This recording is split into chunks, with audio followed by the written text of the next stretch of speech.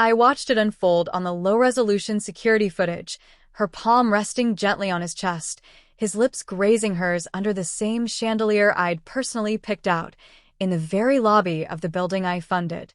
That was the same place we used to joke around after midnight grocery runs, still laughing with ice cream melting in our hands. She kissed him like I was nothing more than a forgotten memory. But I didn't shout. I didn't storm in. I didn't demand an explanation. I simply sat there and observed. Then I began to pack. By 4:17 a.m., I had vanished. Every belonging, my clothes, my books, even the photo from our Santorini trip she once insisted we hang above the bed, gone without a trace. I left the ring box open and empty. No farewell letter. No dramatic exit. Just the kind of silence that lingers like a wound and haunts the spaces between thoughts.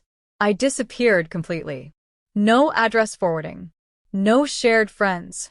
Everything erased, contacts deleted, digital traces scrubbed. I re-emerged with a new identity, new number, new life. I melted into the steel and glass maze of the corporate world, becoming a version of myself she could never touch again. Once, I was just another low-tier analyst with vague dreams and an overworked schedule. She had been the person I imagined forever with. We shared 2 years of rent, curated playlists only we understood, private jokes that lived only between us. She used to hum while brushing her teeth and always left one sock tangled in the blankets. I loved her for those small, human things.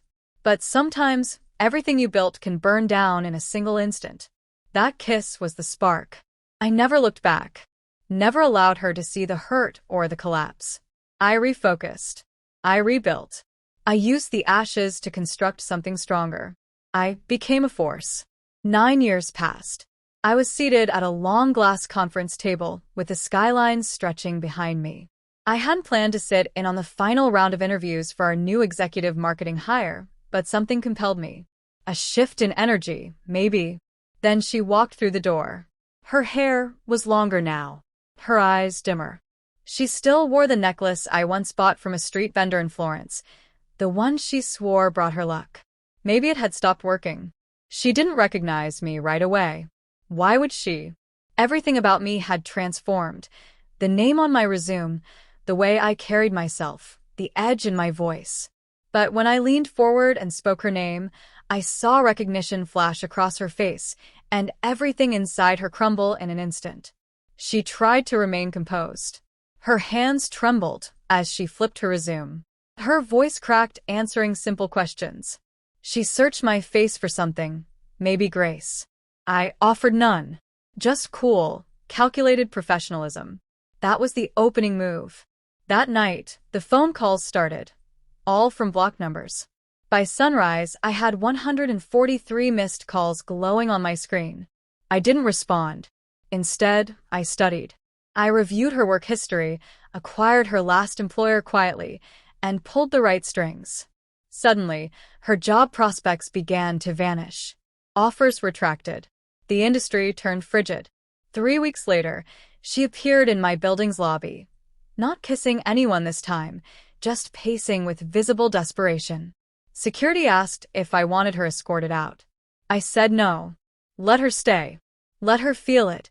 The smooth floors, the quiet dominance, the kingdom that rose from the rubble she left behind. I stepped outside to meet her for a moment. "You vanished," she said. I shrugged. "No." I changed. Her eyes welled, tears clinging to her lashes. She said she was sorry. Said she hadn't understood what she was doing back then. That it had all been a mistake.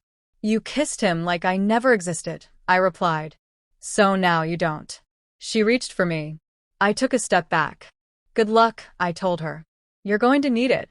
Later, she tried to ruin my name, painted me as some cold, heartless figure from her past. But the story never held.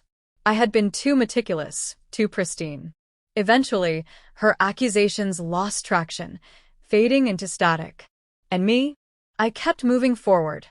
Not for vengeance anymore. That fire had long burned out. What remained was precision. Discipline. Drive. Sometimes I passed that old building. The lobby's changed now, no more cameras, no more ghosts. Just mirrored surfaces. And in the reflection, I see something calm. Not joy. Not grief. Peace. The kind you don't stumble upon. The kind you forge, out of silence, out of endings, out of the remnants of a love that never truly saw you.